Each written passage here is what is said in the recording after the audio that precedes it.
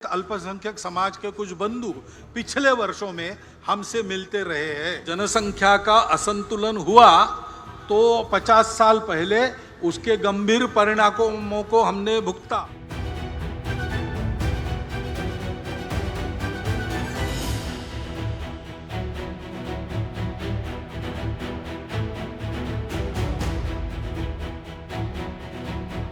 समाज के बाकी सारे कामों में पुरुष महिला एकत्र मिलकर काम करते हैं, यह चलते आ रहा है। डॉक्टर साहब के समय की जो परिस्थिति थी, उस समय व्यक्ति निर्माण के काम के लिए 2 संगठन हो गए, लेकिन बाकी सभी कामों में सब मिलकर काम करते हैं, क्योंकि यह पूरकता की दृष्टि है। संपूर्ण समाज का संगठन करना है तो संख्या की दृष्टि से आधा भाग हमारे समाज का मातृशक्ति का है, उसकी उपेक्षा नहीं की जा सकती। यह हवा फैलाते हैं, ऐसा कुछ डर मन में है, और है इसलिए उसका निराकरण करने की इच्छा मन में लेकर तथाकथित अल्पसंख्यक समाज के कुछ बंधु पिछले वर्षों में हमसे मिलते रहे हैं, और हम भी मिले हैं, हमारे प्रमुख अधिकारी उनसे मिले हैं।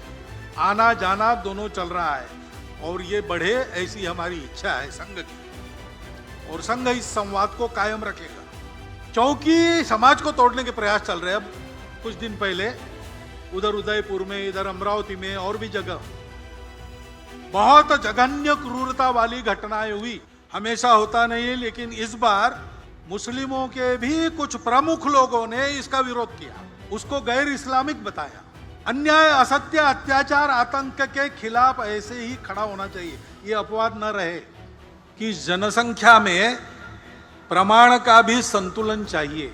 हम भुगते हैं, जनसंख्या का असंतुलन हुआ तो 50 साल पहले उसके गंभीर परिणामों को हमने भुगता।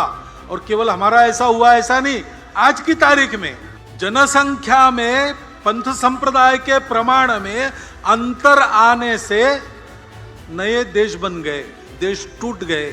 यह असंतुलन जन्मदर एक भाग है उसका, लेकिन जोर जबरदस्ती या छल कपट से, लालच से मतांतरण, ये सबसे बड़ा फैक्टर है। हमारा देश 50 वर्षों के बाद कितने लोगों को खिला सकता है?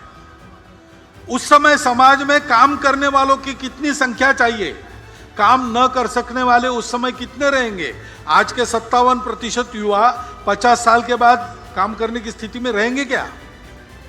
चीन की इतनी ज्यादा जनसंख्या थी, उनको बोझ लगने लगा।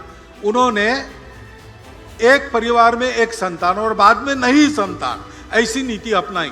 बड़े कड़े प्रयास से उन्होंने उसको लागू किया। हुकुमशाह है वहां, डिक्टेटरशिप है, यशस्वी हो गए। लेकिन फिर उनके ध्यान में आ गया, अब सब बूढ़े ही बूढ़े हैं, काम करने के लिए जवान कहां से आएंगे? तो अब उन्होंने 2 संतति को प्रोत्साहन देना शुरू कर दिया।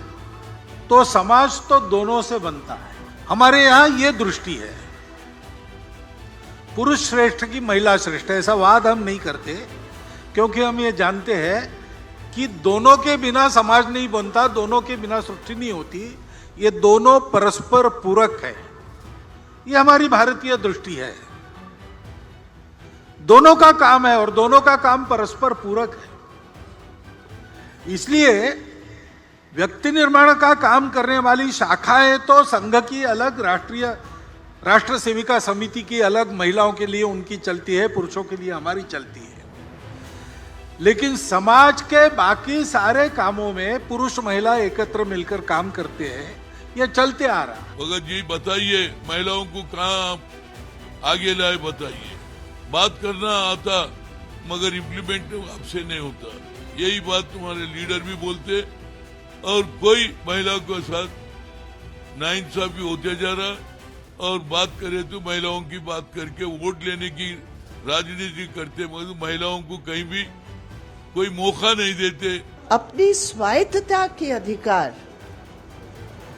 मेरी शरीर मेरी है, चॉइस मेरा है, मैं किसके साथ शादी करूं, मैं किसके साथ दोस्ती करूं, ये मेरा चॉइस है अगर मैं एडल्ट औरत हूं।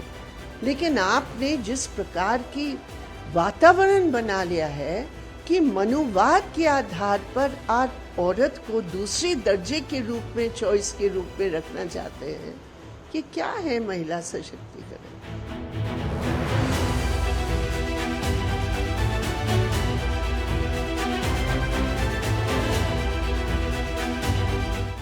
If you like this video, then like, share and subscribe to Mirror Now.